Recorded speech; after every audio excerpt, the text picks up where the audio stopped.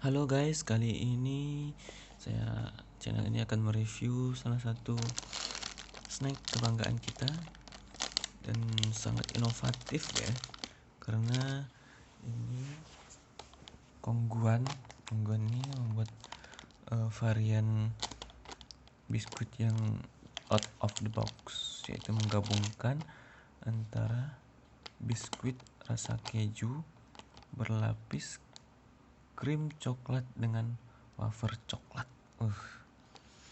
Nggak tahu sih dari mana dapat inspirasinya ya, tapi top banget buat Kongguan.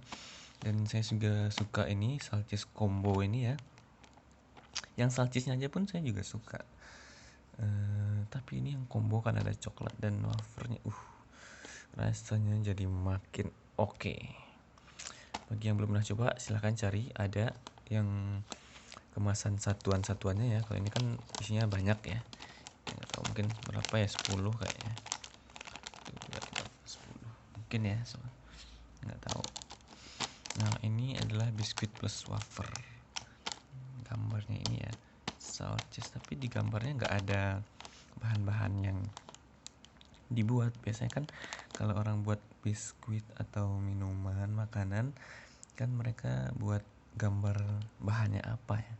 Di sini dia nggak kasih lihat gambarnya apa, cuma dibuat aja. Ini untuk kayak biskuit ini bisa digunakan sebagai pendamping minuman sarapan, atau ini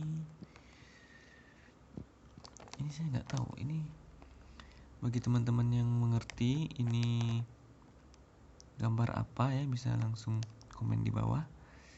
Saya juga berterima kasih karena imajinasi saya nggak cukup untuk menerjemahkan gambar ini. Ini juga gambar apa saya nggak tahu, agak aneh aja sih. Nah, ini gambar apa ya, es mungkin ya, es cream. Ini ya dalam bentuk snack, disajikan dalam bentuk snack. Cangkir kopi, ini apa, cangkir susu mungkin ya, nggak tahu juga.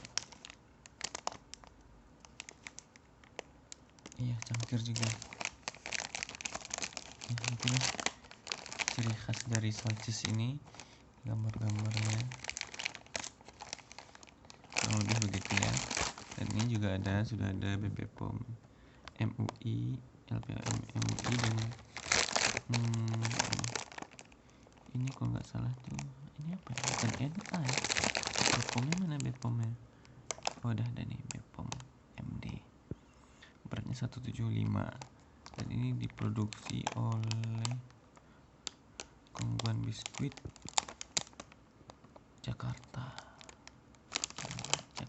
ya. Oke, langsung saja kita kupas tuntas dari komposisinya. Apa aja komposisinya, mari kita cek ya.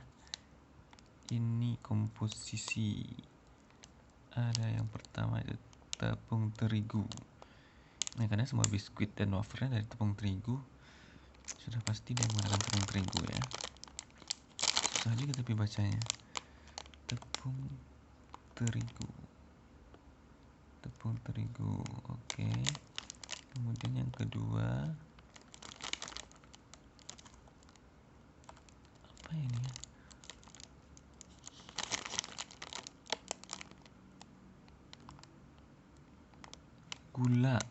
gula ya, karena dia manis ya, ini biskuit manis. Kemudian lemak roti.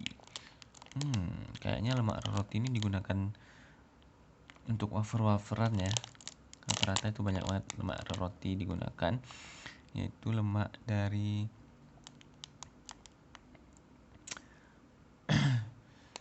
minyak nabati, itu yang dihidrogenesis sehingga menghasilkan seperti mentega, tapi dia bukan mentega dan dia lebih stabil dari mentega. Kalau dipanasin dia cair lagi gitu, kayak mentega putih lah ya, lemak roti itu. Nah, kemudian lemak roti itu mengandung antioksidan dan tokoferol.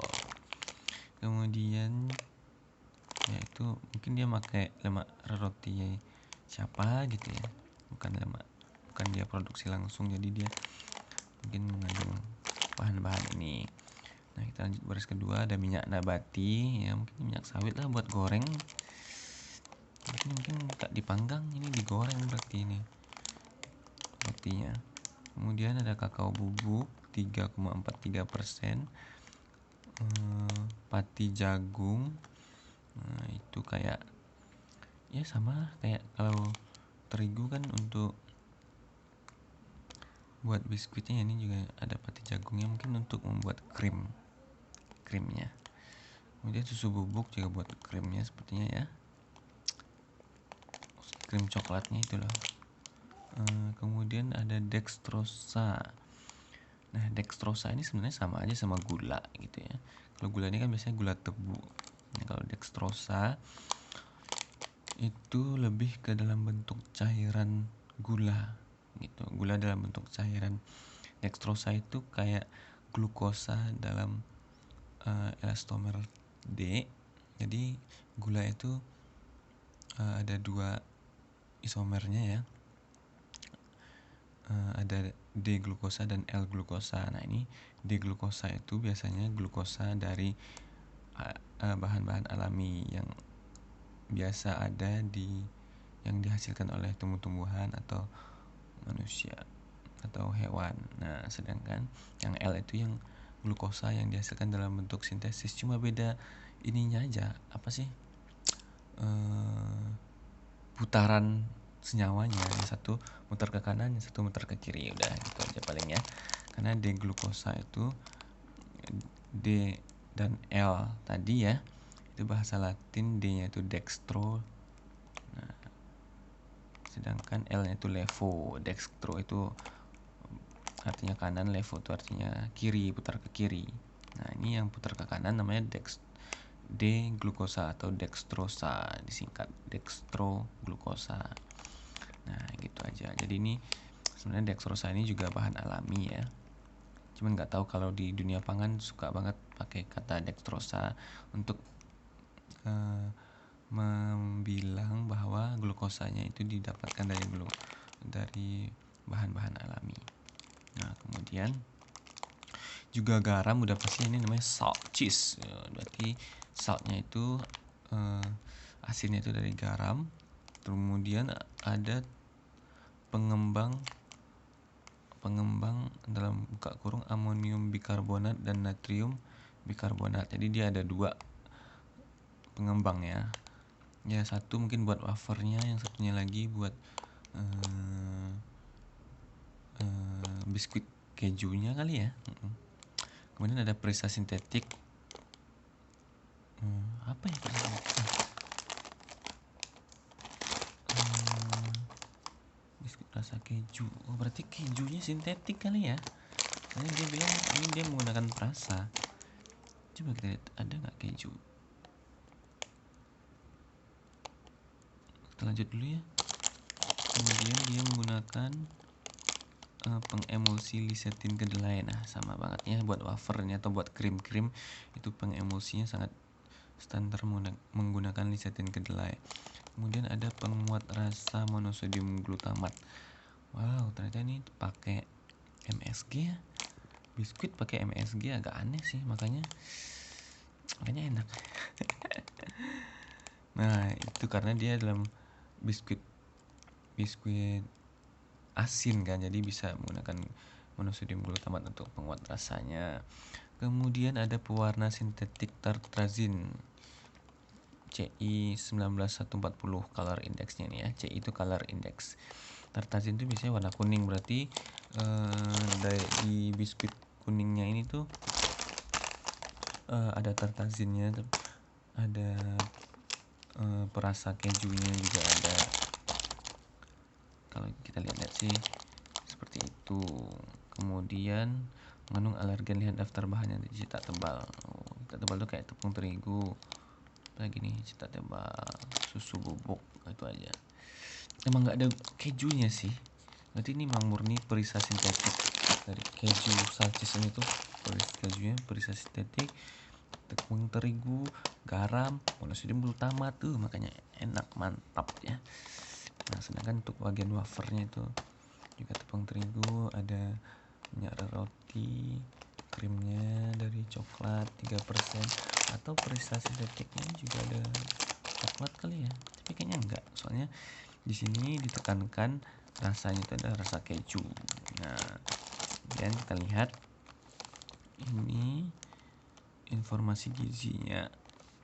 Nah, banyak juga ya komposisinya, jadi udah cukup lama durasinya, maka kita percepat aja untuk informasi gizi ini.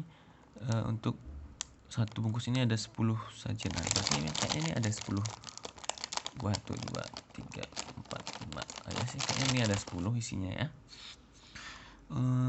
Jadi kalau kita satunya itu 80 kilokalori. Kalau kita makan satu bungkus ini dalam sekali duduk itu setara dengan 800 kilokalori. Wow, itu lebih banyak dari makan satu piring nasi sih kalau kita makan ini ya. Kayaknya udah cukup untuk kebutuhan kalori. Cuman apakah nutrisinya mencukupi? Mari kita lihat itu apa aja. Dari 17 gram, lemaknya 4%, protein 1%, karbohidrat 11%. Berapa tuh? 11 tambah 1, 12, 12 tambah 4, 16%. 16 gram, sorry. 17 gram dan lain-lainnya 1 gram. Itu. Wah, lumayan sih karbohidratnya ya. Apalagi gulanya gak terlalu besar sih, cuma 5 gram. Cuma sepertiga. 40% dari total semuanya gulanya. Lumayan sih ya. Cuma 1 sendok. Jadi satu biskuit itu 1 sendok teh saja gulanya. Kemudian garamnya ada 50 mg. Ya nggak banyak lah, 50 mg. Kayak 1/10 sendok, seujung sendok teh untuk satu biskuitnya ya. Jadi kalau kita makan ini semua bisa jadi 10 sendok teh kita makan gula saja. Tapi lumayan ada proteinnya, mungkin dari lecithin kedelai sama ini lemak rotinya. Kayaknya ada proteinnya dikit. Syukurlah nggak cuma lemak dan karbohidrat aja yang cuma jadi energi, tapi juga ada lemak untuk menutrisi tubuh kita. Juga ada proteinnya sedikit, tapi nggak ada vitamin dan lain-lainnya ya, cuma itu aja isinya. Oke, sekian dulu penjelasan dari saya. Nah, saya mau menikmati biskuit ini lagi. Bagi yang mau makannya silahkan beli di toko terdekat. Saya belum ada giveaway, tapi kalau udah banyak mungkin bisa aja kita buat giveaway untuk biskuit-biskuit ini ya. Jadi mohon dukung channel ini agar tetap terus eksis. Jangan lupa like, komen, dan subscribe ya untuk melihat perkembangan channel ini dengan video-videonya, sehingga terus mencerdaskan para pembeli. Sekian dulu. Assalamualaikum warahmatullahi wabarakatuh.